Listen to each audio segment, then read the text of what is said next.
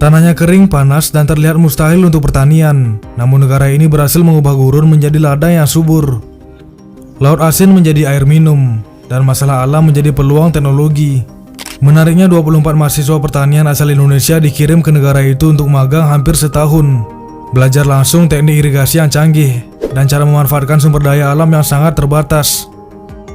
Nah, mungkin banyak yang punya opini berbeda tentang Israel, suka atau benci, politik atau sejarah. Tapi bentar dulu, ada satu hal yang tidak bisa diabaikan terlepas benci atau sukanya dengan Israel. Israel jenius dalam memecahkan masalah alam.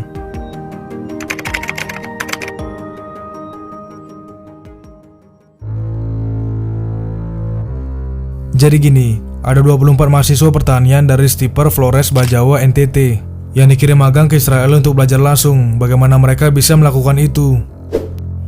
Nah, mahasiswa ini dibagi menjadi dua gelombang.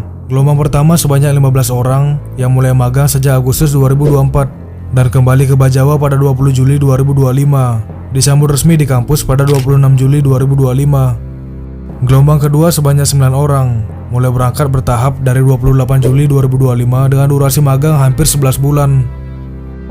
Bukan sekedar kunjungan singkat, mereka bekerja di Arava, wilayah selatan Israel yang dikenal sebagai gurun, untuk mengurus pertanian sayur dan buah menggunakan sistem irigasi modern dan teknologi canggih, termasuk irigasi berbasis IoT. Nah, sebelum kita menilai lebih jauh, penting untuk dicatat, kita nggak membahas politik atau opini pribadi soal Israel. Yang akan kita bahas tentang inovasi dan teknologi yang mereka gunakan untuk memecahkan masalah alam, sesuatu yang relevan untuk pertanian dan ketahanan pangan dimanapun, termasuk Indonesia. Semua ini bermula dari salah satu tantangan terbesar Israel, yaitu ketersediaan air. Ada pepatah Yahudi, "The well that is most often used, given the purest water." Nah, ini artinya sumur yang sering dipakai dianggap lebih bersih karena airnya terus bergerak. Tapi pendekatan tradisional itu tidak cukup. Israel memutuskan untuk menggunakan sumber air yang sebelumnya jarang dipakai, yaitu laut. Mereka membangun puluhan pabrik desalinasi yang menggunakan teknologi reverse osmosis. Nah, kalau sulit untuk membayangkan proses ini, bayangkan air laut dipaksa menembus kain saring super halus, di mana lubangnya kurang dari 1/100 diameter rambut manusia. Air murni lolos, sedangkan garam tetap bertahan. Beberapa laporan media menyebut 60-80% dari air minum Israel berasal dari laut lewat desalinasi. Selain itu, mereka juga mendaur ulang air limbah.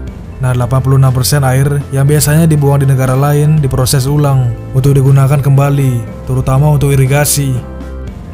Bandingkan dengan Spanyol yang baru berhasil mendaur ulang 19%.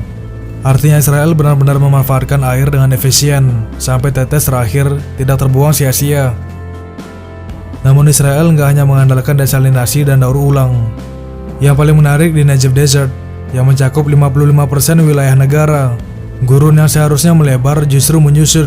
Nah, bagaimana bisa? Ada 3 faktor utama.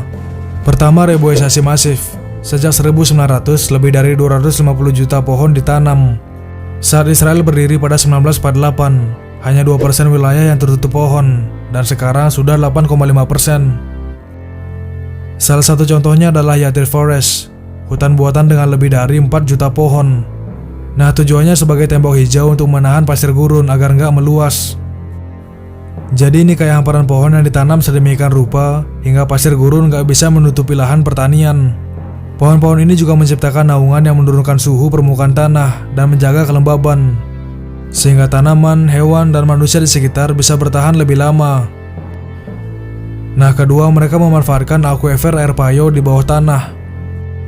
Air payo adalah air yang lebih asin dari air tawar, tapi lebih encer daripada air laut. Biasanya tanaman biasa nggak tahan dengan air ini.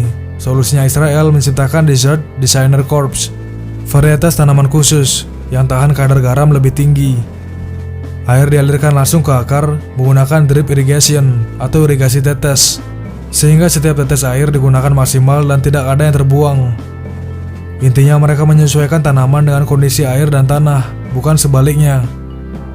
Nah, ketiga, dari sisi teknologi pabrik desalinasi, Israel menggunakan sistem otomatis dan cerdas dengan sensor yang memantau proses real time. Mereka juga menerapkan energi recovery dan pengelolaan limbah sehingga energi dan limbah digunakan kembali. Ini membuat operasi stabil, hemat energi, dan ramah lingkungan. Nah, kalau proses reverse osmosis memerlukan energi tinggi, sistem ini memastikan energi digunakan seefisien mungkin dan limbah diminimalkan. Nah, pabrik desalinasi utama Israel berada di Sorek, Hadera, Ashkelon, Ashdod, Palmachim. Ditambah 2 pabrik lagi sedang dibangun. Kapasitas gabungan pabrik-pabrik ini diharapkan dapat memenuhi 85% sampai 90% kebutuhan air tahunan negara. Artinya hampir seluruh kebutuhan air domestik, industri, dan pertanian mereka bergantung pada sistem ini. Dampak dari semua inovasi ini bukan hanya teknis, tapi juga ekonomi dan sosial. Pembangunan pabrik dan teknologi menciptakan lapangan kerja, mendorong industri pendukung, dan memberikan transfer teknologi yang meningkatkan daya saing negara. Sementara negara-negara tetangga mengalami krisis air dan penurunan produksi pertanian, Israel berhasil mengamankan ketahanan air nasional. Nah, kembali ke program mahasiswa NTT, ini bukan sekedar pengalaman singkat. Dengan magang 11 bulan di Arava, mereka belajar langsung irigasi IoT, teknologi pertanian presisi, manajemen air, dan praktik bertani efisien. Semua ini bisa menjadi transfer teknologi nyata yang suatu saat bisa diterapkan di Indonesia dengan catatan adaptasi ke konteks lokal.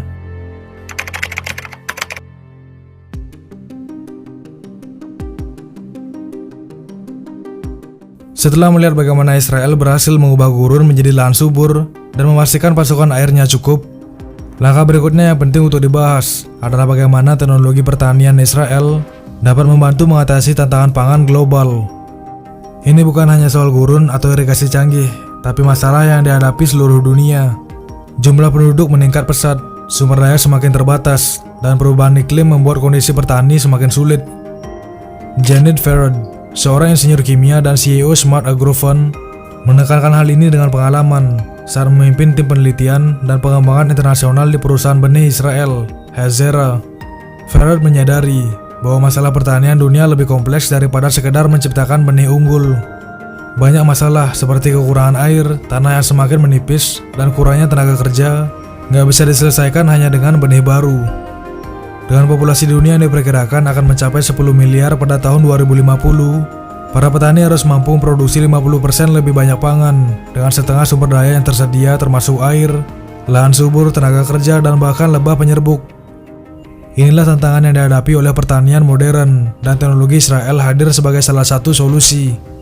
Artinya kita harus bisa memproduksi lebih banyak makanan dengan menggunakan lebih sedikit air, pupuk, dan tenaga manusia. Smart Agrofund yang dipimpin Farad mendukung berbagai startup yang mengembangkan inovasi di bidang pertanian. Beberapa inovasi utama termasuk pertanian regeneratif, robotik pertanian, bioteknologi tanam, dan solusi untuk masalah lebah penyerbuk.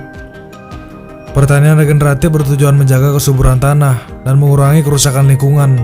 Tanah yang terus ditanami tanpa istirahat atau diberi pupuk kimia secara berlebihan akan menghilangkan nutrisi dan kemampuan menyerap karbon.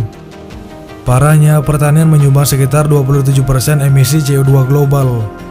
Israel menggunakan praktik seperti menanam cover crops di luar musim tanam, menggunakan irigasi presisi, dan menerapkan rotasi tanaman agar tanah tetap subur dan gak cepat habis nutrisinya. Selain itu, Israel menghadirkan solusi robotik dan otomatisasi pertanian untuk mengatasi masalah kekurangan tenaga kerja. Robot biasanya melakukan tugas-tugas yang biasanya memerlukan banyak tenaga manusia, seperti menanam, menyemprot, memanen, bahkan memantau kesehatan tanaman. Contohnya Blue White Robotics menggunakan traktor biasa menjadi otomatis, memungkinkan satu orang mengontrol traktor dan robot secara bersamaan. Nah, kemudian Automato Robotics menghadirkan robot untuk rumah kaca yang bisa memanen, menyemprot, menyalurkan serbuk sari, dan memeriksa kondisi tanaman seperti tomat. Kemudian Tafel Aerobotics mengembangkan robot terbang yang bisa memetik buah secara otomatis di kebun, diarahkan oleh kecerdasan buatan untuk memilih buah yang matang. Sistem ini membantu petani memanen lebih cepat, efisien, dan dengan presisi yang tinggi. Nah, intinya inovasi Israel di bidang pertanian melengkapi strategi mereka sebelumnya. Irigasi presisi dan pengelolaan air mendukung pertanian regeneratif, robotik meningkatkan efisien tenaga kerja, dan pengembangan varietas tanaman memastikan hasil tinggi meskipun sumber daya terbatas. Semua ini menunjukkan pola pikir Israel. Masalah besar dihadapi dengan solusi yang terintegrasi dan berbasis teknologi tinggi yang bisa menjadi pelajaran berharga bagi negara lain termasuk Indonesia.